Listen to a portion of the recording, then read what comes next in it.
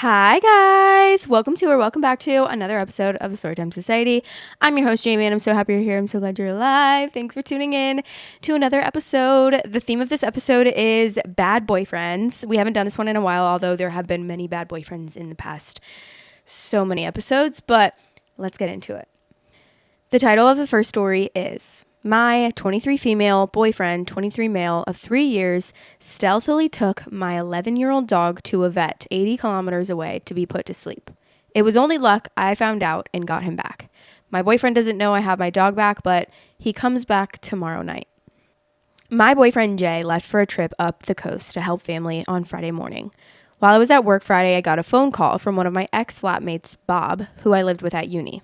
He thought he had my dog with him and phoned me because someone had dropped him off at the vet surgery he worked at to be put asleep.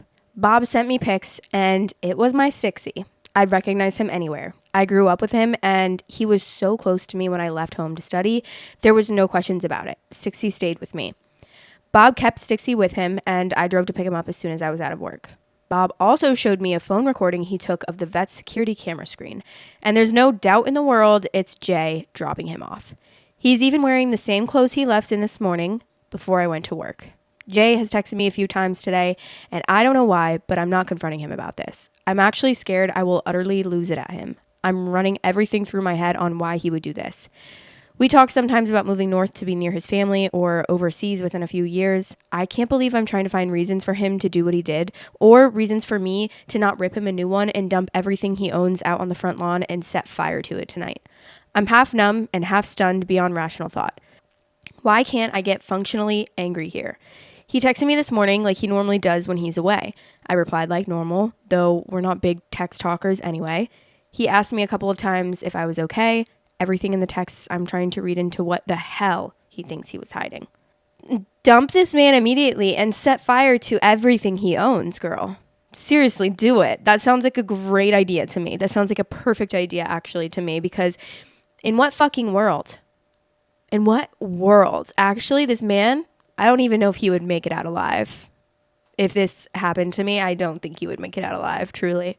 Like, I would be taking him to the vet and putting him asleep and putting him to sleep immediately. Like, hey, I actually made an appointment for you tomorrow to be put down. So, yeah, me and Stixie talked about it. Okay, relevant comments. Well, that's terrifying. Do you have a place of friends maybe where you and Stixie can stay for a bit while you get this sorted out? And by this, I mean your new living situation because you really can't continue to live with the guy who just tried to kill your dog behind your back. But what's confusing to me is, was the vet really just going to put him down like that? Or what? Because I'm confused about that situation. OP said, thanks for your comment. I do. At least 2 coworkers would be okay with me contacting them. I want people around me when he comes back. I wish I could make sure he knows he no longer is welcome in this home, nor can he come back and he's to go immediately. But I also know by bitter experience with a friend that kicking someone out of the dwelling they live is a long process.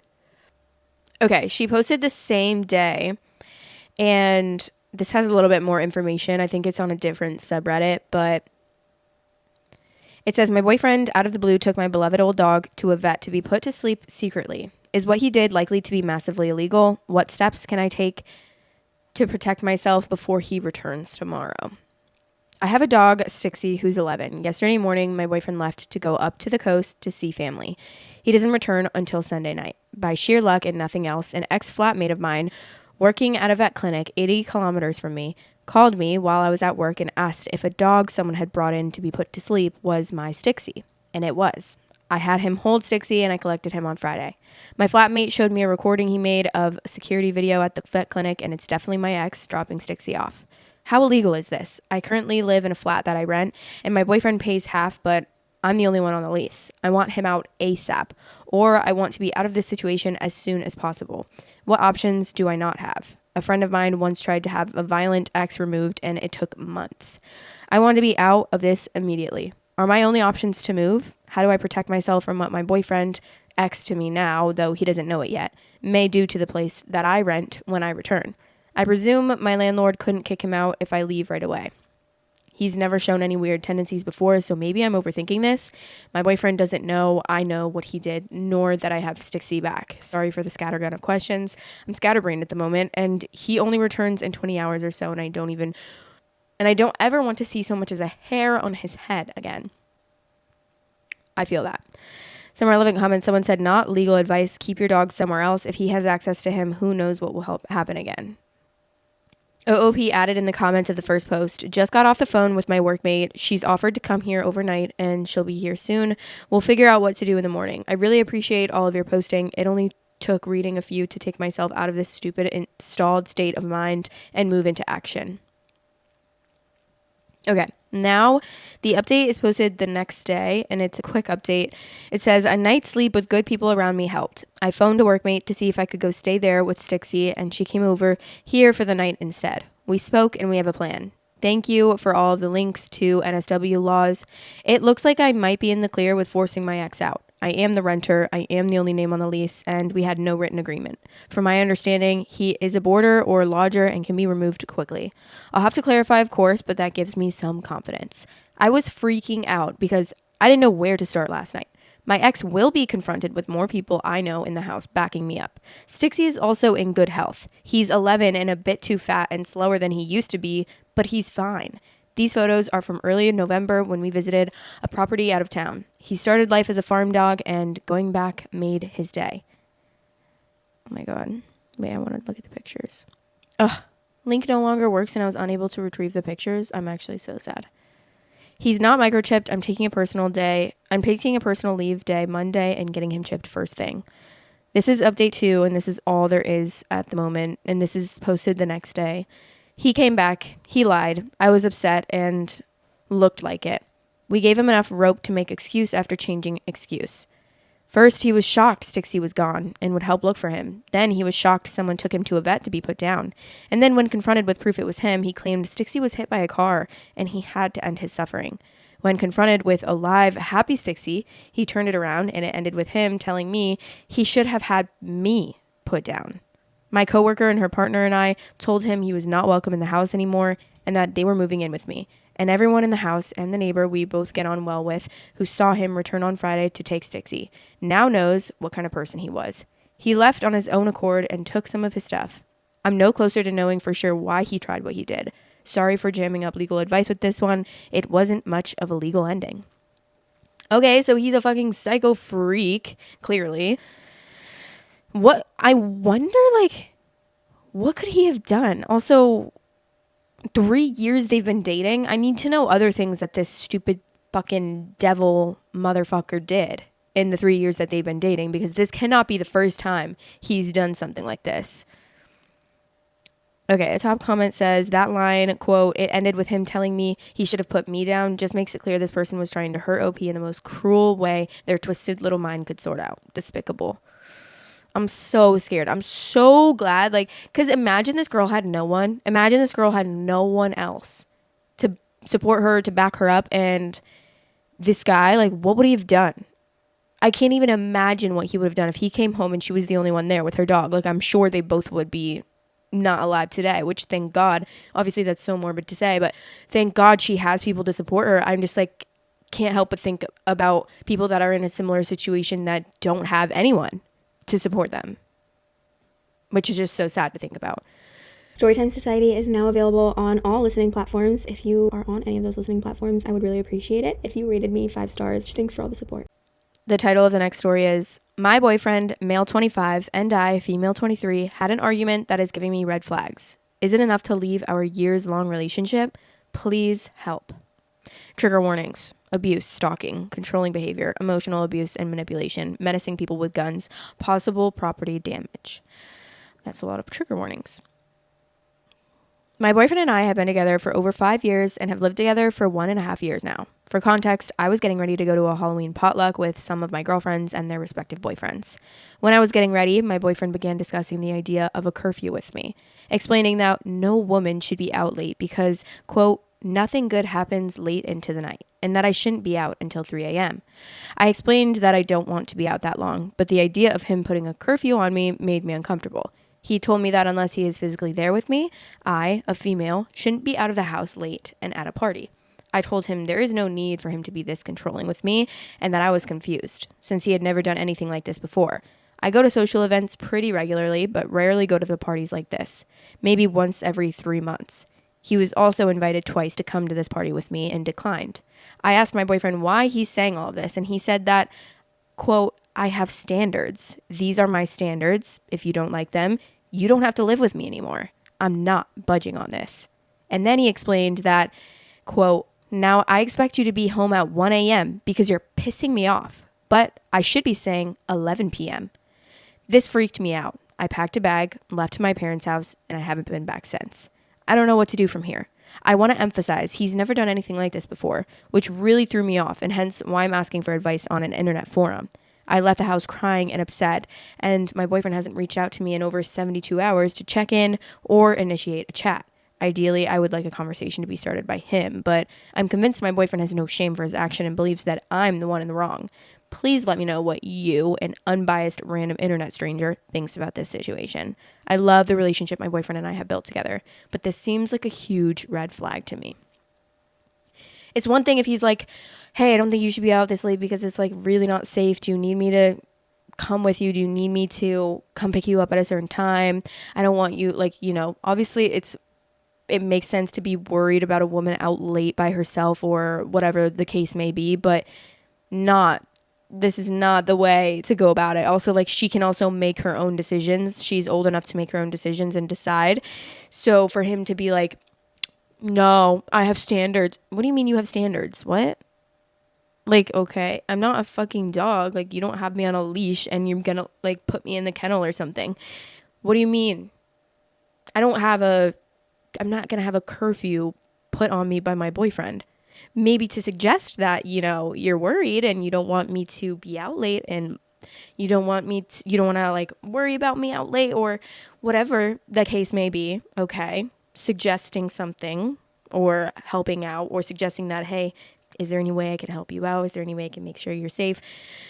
But it doesn't seem like that's what he cares about. It seems like he cares about controlling her and basically objectifying her as if she's like an item that he owns, which he probably thinks that he owns her, I'm sure. That wouldn't even be surprising to me, to be honest. Commenter 1 said, it kind of sounds like he instigated this in order to cause a breakup. So after 5 years dating and 1.5 years living together, he announces a new standard to force you to move out of his place. I assume this was his place and you moved in with him. Weird and pretty rotten of him. I'm awfully sorry this is happening to you, but sounds like he dreamed this up to give you the boot. OOP said, yes, his parents own the place, but we both pay rent on it. Just not an official lease or anything. It genuinely didn't feel like he was trying to give me the boot, but more like he wasn't going to relent on this new standard of his, and that our place of living is something in his control, which is what he wanted in this situation. I just have a feeling that this isn't the first time, and maybe other things have happened that she has rose-colored glasses on for, so she thinks like, this is so weird of him, he's never done anything like this before. But I bet you if she were to explain other situations that maybe were a little bit to her, like a little bit of like it could be a red flag, if we heard, it probably would be a red flag. Although I know that people can pretend to be someone else they're not, but for 5 years I just can't imagine that like everything has been perfect up until now, and this is like his only time that he's ever been this like controlling crazy person. OOP responds to a downvoted comment about the possibility of her boyfriend's anxiety. OOP said, I totally agree with the anxiety thing with what you were saying. This is why I would love to have a conversation with him, but I'm feeling like I'm in purgatory waiting for him to reach out. When we were talking during this conversation, I kept reassuring him that I would communicate where I was and when I would be coming home, but that I didn't have a set time on when I would be yet. I also said that sometimes people are out late and that I wouldn't leave because my boyfriend told me it's time I come home and will be upset if I'm out past the time he said I have to be home. It makes sense to me if he didn't get sleep until he knew I was safe or something and communicated that, but that wasn't the message he was conveying to me here. Exactly. Another downvoted commenter said, to be honest, I think that once you move in with someone in a relationship, it should be respected in both ways. I mean, it isn't a big deal. I think y'all should talk and let him know what your standards are too. In a way, he's probably doesn't want to be worried and whatnot. Does he go out and come back late? No, sorry. This person's probably just naive and like doesn't know any better, I'm sure. But my immediate reaction was like, shut the fuck up. OP said, I feel like my standards are that I give him nothing but 100% loyalty. So when I want to go out with my girlfriends, he should have 100% trust in what I do. I'm also not gatekeeping any information about the outings to him. Like he knows who I'm with, where I'm going, and I tell him when I'm heading home if he wants this information. I mentioned this to him and he just keeps reiterating that my standards aren't that crazy. You shouldn't be out till, say, 3 a.m. We just kept going back and forth because I said from here, quote, I don't want/plan to be out until 3 a.m., but the fact that you're telling me when I should be home, etc., is upsetting me because you should trust me. And then it just became a circular argument. As defensive as he was, I also was too, so the convo wasn't really going anywhere. No, because no man other than my dad, when I'm under 18 years old, should be telling me what to do. So, period. I don't care about that's not a respect thing. That's not something that you do. Sorry, this person has to be very naive or like a 12-year-old or something to think that that's like a normal thing to do in a relationship. Once you move in together, you should not be property of someone and be having someone tell you when you're allowed to stay out till. Having another person, another adult that you're supposed to be in a mutual relationship with, telling you what time you're allowed to stay out till. Absolutely not. That's not normal. It will never be normal. Ever. I mean, of course, there's like a respect where it's like, well, I don't know that I personally would be like, oh my God, it's so amazing that my boyfriend's staying out till 4 a.m. at a club with his friends. But like at the same time, I don't think I would think anything of it because it's not like he's doing that all the time. If that was something he was doing constantly, surely I would be like, that's a little ridiculous. But like my boyfriend never goes out. So if it's just so happens that every 3 months or so he goes out with his friends until late into the night, I trust him enough to be like, yeah, you're just having fun. But I can imagine it would be a little different if it was something that was happening a lot. And I would be like a little bit upset about that and then have a mature conversation with him and be like, hey, it kind of bothers me because like, what are you doing every single weekend out until 4 a.m. with the boys at a club? Like, what are you doing? That's kind of a little bit sketchy. And it kind of bothers me because then I'm at home alone all by myself. And yeah, I don't know. You know what I mean? But I wouldn't be like, hey, your curfew tonight, 1 a.m. If you're not home, you're in trouble. And you're sleeping outside on the sidewalk. Like, no. The update is 8.5 months later, July 7th, 2025. Ooh, whoa. We gotta update. This update is not easy for me to write, but I'm moving out of state next week and I want to put this out to finally lay this chapter of my life to rest. The argument from the post occurred on Saturday, late afternoon. I posted to Reddit a few days later after I hadn't heard from male 25. By Wednesday, I placed an order for a small U-Haul truck to move out the following Saturday, the soonest time my family could help. But I still hadn't heard anything from him. My family thought it best not to tell male 25 that I was coming to pick up my belongings until the day of because we were afraid he would destroy my things. Male 25 is an extreme minimalist, so all the furniture, decor, tools, etc. came 100% out of my pocket. At that point, I had thousands of dollars worth of belongings in there, and even more invaluable mementos. Anyways, Saturday comes around. Still hadn't heard anything on his end. I texted male 25 that morning, telling him my parents were coming to remove my belongings and to please be out of the house while they do so. He texted me back, quote, no, stop telling me what to do. At this point, he knows they're coming and exactly when. For my safety, I stayed home. When my parents got there, my mother knocked on the door. No answer. Doorbell. No answer. I texted her to go into the garage and see if male 25's vehicle was there. The garage opens and he had thrown my belongings into the garage. Things were scattered about the garage floor. Whatever. They noted that his vehicle was there, though, so he must be inside. My family starts grabbing stuff from the floor and putting it into the truck. Male 25 comes out. My mother said he looked psychotic almost. He doesn't do drugs and wasn't drinking for health reasons, but he looked off. When he came out, he made it very clear to my mother that he was holding a gun in his sweatpants pocket. He told them to get off his property. My mother asked if he was all right. Remember, male 25 and I had been together for a long time at this point. My family knows him well. This was all such a strange behavior from him, and my mother was genuinely concerned. In response, he tells my mom, quote, I'm fine. Why wouldn't I be? My mom asked if she could go inside and get the rest of my belongings. Male 25 says no. My mother reminds him that I have been without my essentials for a week now, medication, glasses, contacts, work badge, underpants, and asks to step inside for 5 minutes to retrieve those things. He agrees. My mother walks into the house and sees an AR-57 set up in the kitchen, ready to go. She immediately turned around and told everyone outside loading the truck to get in the car and went home. I spent the next few hours trying to arrange a police escort for the rest of my belongings. In hindsight, we should have done it in the first place. As I was working with that, my mom called the homeowners, aka male 25's parents, who live 2 to 3 hours away. We tell them everything up to this point, and they're distraught. They say they're on their way, We received a call from the parents later that evening stating that male 25 is out of the house and being monitored back at their home. We moved everything out afterwards. I get a text from male 25 that Sunday where he essentially says that he didn't know I was breaking up with him, that he was waiting for me to reach out to him while he was reflecting on everything that had happened. Blah, blah, blah. We went back and forth a little bit where I was telling him that he threatened my family and that I couldn't forgive him. He said he wanted to talk about everything, and I told him I wasn't ready for that. I followed it up with a, you should work on yourself, and I want to talk. And if I want to talk, I'll reach out type of text. He responded with a bunch of okays and then, just don't fuck your ex. Hate that guy. Heard really bad things about him. He's referring to himself here, since he's the only boyfriend I've had. It was super strange and off-putting to receive a joking text like that when a few hours earlier he threatened my family with guns. I ignored him. He also sent an interesting apology to my mother.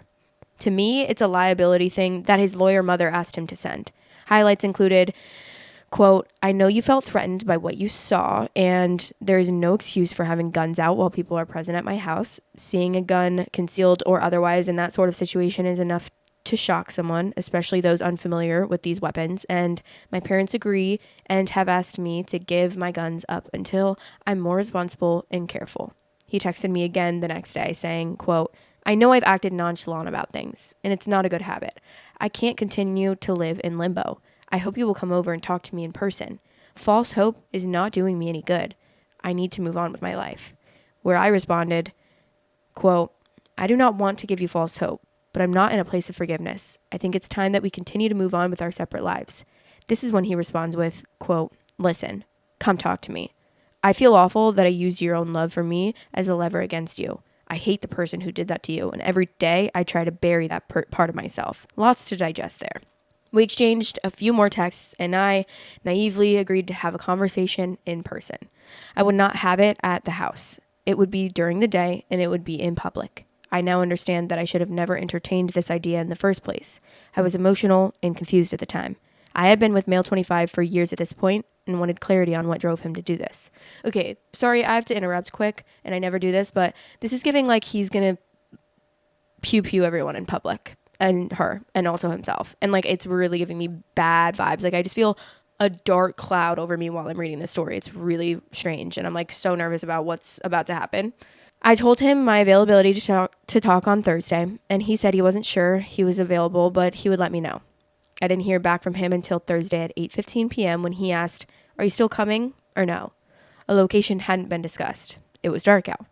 I suggested we meet the following morning, and that's when he sends, 8:30 is late for you now, followed by, I said your curfew was 1 a.m., so you're good, and just get your ass over here and talk. I'm not doing this 9 a.m. bullshit, or I will put a scorpion in your bed. I responded, and he texts back, quote, I'm on my way. I'm sorry, you're what? At this point, I was in a new safe place in location A. My mother was in location B, and my father was in location C.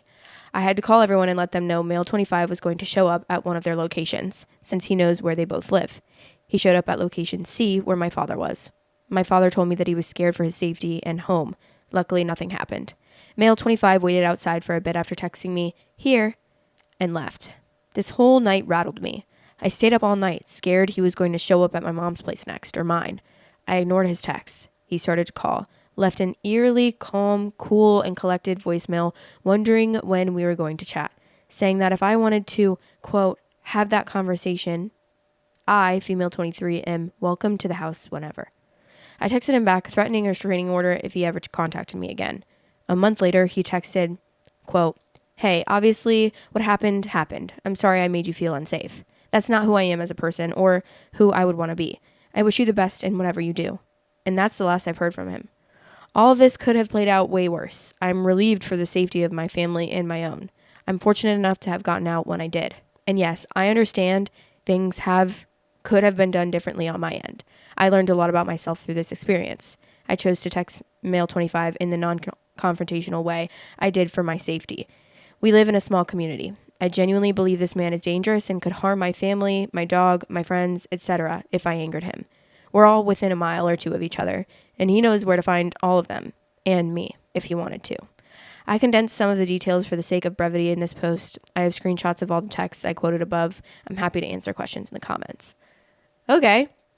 I'm glad that ended not terribly, but like that was giving me the worst vibes that I've actually ever felt in my life. reading a story. Like, that was just the way it was all teeing up. Like, it was teeing up for something extremely dangerous and scary. I'm really glad that it didn't end in the way that I was picturing in my head, because I was like, whoa, this is really going to be bad. This is going to be bad. The top comment says, it's so scary to me how people can suddenly do a 180 and you might never learn why. I'm happy she's out.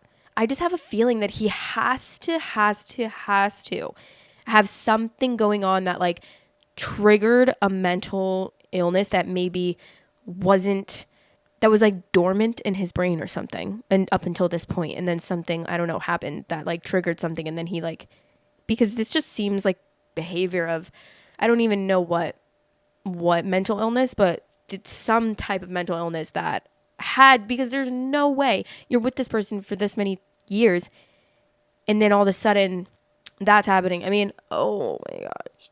No, that's so scary. So scary.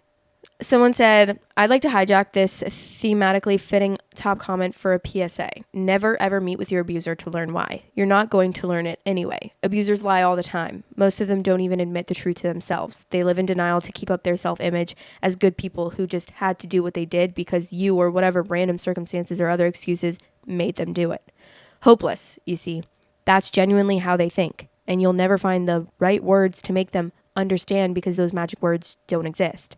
It's not that they don't understand. They know exactly what they're doing. Read, Why Does He Do That, if you don't believe me. It's that they just don't care because they see you as their property to do with as they please, not a full independent person worthy of respect. Even specialized accountability-focused treatment programs run by experienced professionals regularly fail to extract even a semi-accurate account of basic facts from abusers and take years to improve them, if they ever do, which they often don't because that requires the abuser to acknowledge the problem and commit to change. Abusers benefit from their behavior and can always find a new victim, so they're almost never willing to change it. So don't waste your time. They'll just talk in circles around you and lie to you once again. At best, they'll dish up whatever heaping of BS they think will lure you back.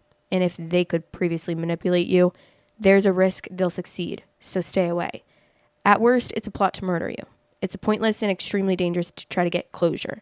Leaving is the most dangerous time in an abusive relationship, when the abuser will be at their most angry and unhinged. Agreeing to meet only fuels false hopes that will infuriate them all the more when they inevitably get disappointed. Due to their obsessive way of thinking and past successes to control you, any further contact will make them think there's still a chance to get you back and thus increase the risk of them fixating on and stalking you. The quicker and cleaner the separation, the better. Yeah, I definitely agree with that. Like, I honestly think even if it's just like a toxic relationship, I don't think that it's worth meeting up with that person. Although I know that it can be hard because obviously when you're the person that's in the relationship, you're thinking, well, they would never hurt me. They would never do anything to hurt me unless, of course, they've already done something to like hurt you. But I feel like in a lot of situations, people could just be like, oh, I know them. Like, I've known them for this long and they've never done anything to hurt me. So why would they do something to hurt me now? And then that just kind of makes them think. But no, if it's a toxic relationship, if it's an abusive relationship, if it's even just an abusive one-time situation in a relationship that you've had for 8 years, but the past month or whatever, like if you've had one even singular encounter, I don't think anything is worth meeting up with that person. I think as hard as it is, I can't even imagine how hard that would be, but I just don't think anything is worth risking meeting up with that person. And I think that the best thing you could possibly do, especially if you're already out of the situation, is just move on, disengage, never meet up with that person. Like, I don't know, maybe I would definitely be getting like some type of legal police report, even though nothing happens with that, but still, like, I feel like I would just want to do anything possible to leave a trail just in case anything were to happen. But never, ever, ever, ever would I suggest meeting up with the person that we're even in a toxic relationship with. Okay. The title of the next story is, my long distance boyfriend just left for a 2-month trip to Switzerland with his ex-girlfriend. I live just a few hours away in Germany, but I was never part of his plans. He said the trip was planned a while ago. Well, maybe 2 months ago when we saw each other the last time in person, he even said and promised to me that we could meet for maybe 10 days, but he actually never booked a train ticket. About a month before he left, he said he can't change his plans with his ex. But haha, later I found out she paid for everything. That really hurts because I wanted to do everything for him. Knowing he chose to spend time with her even though I wanted to be important to him, and he knew how bad I felt about it. Before he left, I sent him a heartfelt message. His reply was cold, short, almost emotionless. I felt like I was talking to ChatGPT, but even ChatGPT would have written something with more emotions.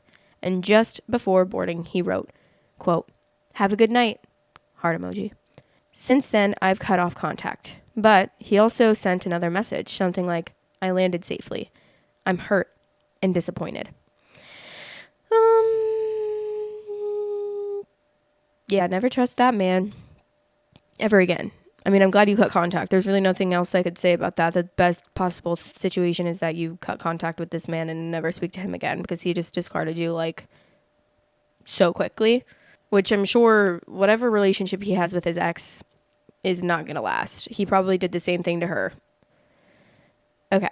Someone said, "He's dating the ex and you're the affair partner. Wake up." OP said, "Yes, I finally woke up after believing all of his lies." You mean he went on a trip with his current girlfriend? You're the side chick. Oh, sis, he is still sleeping with his ex, who isn't an ex at all. Dump him. Yeah, true. True. Okay, there's an update 1 day later. I made a fake Insta account, and my boyfriend said he's single to me on a fake account.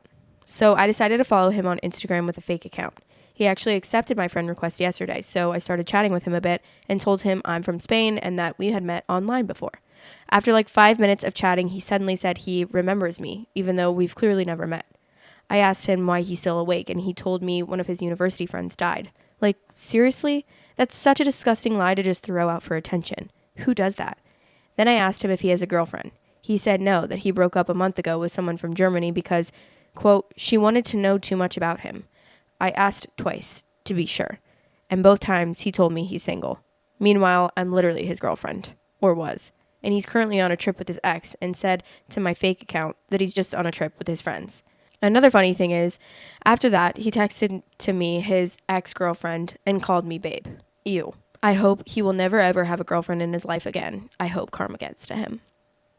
Well, me too. Me too, girl. Honestly, I would be making that fake account too. So real. I always used to be making fake accounts, honestly. I feel like I used to do some shady, not shady, but like FBI work. Even if it were my friend going through something, even more so if it were my friend going through something, I would be, dun dun dun dun. What's the sitch? That would be me. Because I'd be like, go in. I don't even know. I forget what like the situation was, but I remember my best friend that I grew up with. Like, we were in college and we went to different colleges and like eons apart. But obviously I still saw her and went to visit her a lot. So like I was very much involved in her life and she was very much involved in mine, and we still are. What the fuck do I need to explain that for? I don't. But she was with her ex at the time. He was not a good guy, and he had cheated on her. I think they got back together, and then just a lot of drama was happening. And I remember I was messaging the girl, and I was being like, I wasn't being mean to her, I was being friendly to her, but I wanted to figure out what the situation was, like what was happening. So I was like trying to be nice so that she would tell me what was happening, because I needed to know the situation. Sorry, I'm not sorry about it actually, because I figured out a lot of shit that he was doing behind her back, and she sent me a bunch of screenshots and everything that had happened, like word for word, bar for bar, this whole situation that had happened going on, and it had been going on while my friend and him were dating. And I dug up so much information from that, from befriending this girl on Instagram, and the way that she literally, like, honestly, sis, like, thanks so much for opening up and actually telling me all that information, because she knew that I was friends with the girl. Like, she knew I was friends with his girlfriend. You know what I mean? Obviously, like, we were best friends we were best friends since we were little. Yeah, but I still have the messages. Sometimes I'll look back and just screen. I really wish I could remember the exact situation that happened, but yeah, all I remember was like a cheating incident, a bunch of cheating incidents, and like a full blown like basically an affair. But also he had been doing this with other girls, and thank God after that, like, my friend actually ended up breaking up with him. But oh my gosh. I guess I wasn't really an FBI in that, honestly. I was myself. I didn't even make a fake account. I was just fully myself. Like, hey girl, I think I was like, he had cheated on my friend while they were together. But then at this point they were broken up, and he had started talking to the girl that he cheated on my friend with. Okay. So he was talking to her, but then at the same time he was still hooking up with my friend on the side, but they were like dating. So then I messaged this girl. I was like, hey, just to let you know, he's still fucking on my friend. And you guys are supposed to be like almost dating. He's basically cheating on you already. Like, I mean, you lose him how you get him, but still, I don't know what the whole situation was, or if she even knew that they were dating when she was his affair partner. So yeah, I think that's why we started talking, because I was telling her all this stuff. I was sending her screenshots of all the stuff he was saying to my friend, and I was like, they had been dating for like 2 years at that point though, and then they were on a break and he was already talking to someone new. Crazy stuff. One of the comments says, usually don't endorse ghosting as a general rule, but for Sir Lies a Lot, I'm on board with the movement. But did the ex-GF on the trip ever find out? Poor girl deserved to know. He's at the very least triple timing her. I hope so. I would definitely be. I would always be like, if anyone was involved in a situation like that, I would be letting that person know. Like I literally did with that situation I just talked about. I was like, ain't no man getting away with that. That is just crazy. Those are all the stories we have for today. So I hope you enjoyed those. Let me know what you thought about them in the comments. Those were kind of like dark, especially the first two. Those were really dark. And I'm glad that they didn't end like terribly the way that I thought that they were going to end. But guys, also, I got a new car. Finally, it's been months since I've had a car. Like, actually, and I've never had, like, a nice car either. I've always just had beaters, which I'm also very thankful for. And I was thinking about, like, I've never had to buy a car myself. Although, obviously, the cars that I had in the past, I've only ever had 2 cars. And one of them was, like, in high school, I drove, like, a 1995 or 1997. I don't know. It was one of the two. Toyota Camry. The windows were broken, like they wouldn't roll down or roll up, like it was crazy, but I was grateful for it, honestly. I was grateful just to have a car and be like when I was in high school, because I don't know, a lot of people don't get to have cars, and I was really thankful for that. And then also in college, I got a car my sophomore year or my junior year. I think it was my junior year. Sophomore or junior year, whatever. I got a car. My stepdad actually bought it for me. It was a little green Bug, and I got that in, I think it was 2017, 2018-ish. Yeah, he bought it from my aunt. It was a little green Bug, like 80,000 miles, a 2008, and it started falling apart a couple years after I had it, but it had a good run. Like, I just got rid of it, I don't know, at the beginning of this year, I think. Probably it died around the beginning of this year, and then I had like a junk removal company come pick it up because there was no way. Like, everything was wrong with it, inside and outside, and the engine and everything was just wrong with it. So couldn't really do much with that. But the last like 4 or 5 months, I've just been using my boyfriend's car. I've been dropping him at work in the morning and then going to the gym, and I don't really have to use a car obviously that much because I do most of my work from home, but like I also like to go to the gym and stuff. So I've been dropping him off, picking him up from work like every single day with his car, which thank God for him for letting me use his car. I feel like I've always had like people in my life that just like always are doing nice things for me. And I think about that. I'm like, it's really nice. Like, whether it be obviously my parents or my boyfriend or like my best friend, I would like to think that it's a mutually beneficial relationship, but I'm always so grateful that I like have someone or multiple people that care about me enough to do that for me, because that's a big thing. I feel like, to let someone use your car as if it's like their own, even though obviously it's my boyfriend, but like I would never expect someone to do that. Do you know what I'm saying? But anyways, I got a new car. Okay. I got a used Tesla. I've been talking about this for so long that I was going to get one, and I got one. Okay. Because that has been like the car that I've wanted for years and years and years. And I just wanted it. So I have been dreaming of having a Tesla for so many years, and it's a 2022. It has like 50,000 miles, but it's really nice. Like, nothing is wrong with it. Nothing is wrong with it. It's just so like everything, it looks brand new basically. And in the inside, the outside, everything. It's really amazing. Like, I'm honestly proud of myself because I've never like had a big purchase like that before.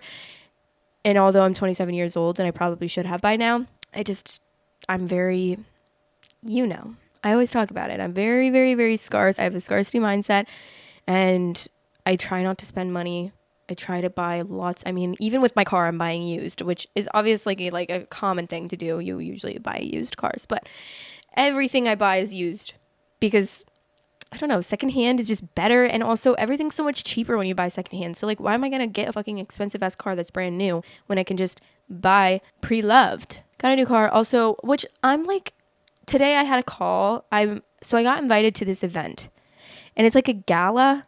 It's the first year of this gala though. I don't know what it's going to be like at all. But a couple months ago, these girls reached out and they're planning like this gala, and I'm one of like the short form creators that got chosen to be one of the creators at this gala. Okay. I don't know. I don't know what's going on. I just said yes because I'm like, why not? I should say yes. And it seems like it will be cool. It's in New York City. And I feel like, why not? Why not just do it? Especially because I never really go on trips. So I feel like it will be really fun. And I had a call with the girl today and she was so nice and so cute. And I just feel like it's going to be really fun. And it's like a whole, they're going to have like a red carpet and everything, which obviously I've never done anything like that my entire life, obviously, before. There's like a theme and I don't know what I'm going to do for like what I'm going to wear. It's going to be very interesting. I don't know. I'm like excited about it. I think it's going to be really cool. And we're also getting to do like, they're doing this like Vogue style, like 50 questions or something interview thing and like headshot thing. So it's either I'm going to go to Miami or I'm going to do it when I'm in New York for the event. And I'm excited. I think it's going to be really cool because I've never been to anything like this. And I just think it's going to be really cool. Regardless of what it is, I don't really know a lot of details about it. I'm just going for it. And this girl was really nice on the call. So I'm like, okay, I trust you. Let's go. So yeah, I thought I would update you guys on that because I haven't really talked to you guys. I feel like in a little bit. No, it's probably been like a couple days, but I don't really have a lot going on with my life. But all of a sudden, all this stuff is happening. Like I got a new couch and I got a new car and then I'm going to an event, which is all exciting stuff. And I'm really happy. So yeah, things are happening, but I'm going to go. It's really hot in here. I'm sweating. I hope you guys enjoyed this episode and I will talk to you guys in the next episode. And I love you so much. I'm so grateful for every single one of you. Seriously. And I'll talk to you in the next episode. Bye. If you want extra content weekly, head over to patreon.com/storytimesociety and become a member on there for extra content. Love you. Love you guys. Thanks for watching. Please like, comment, and subscribe.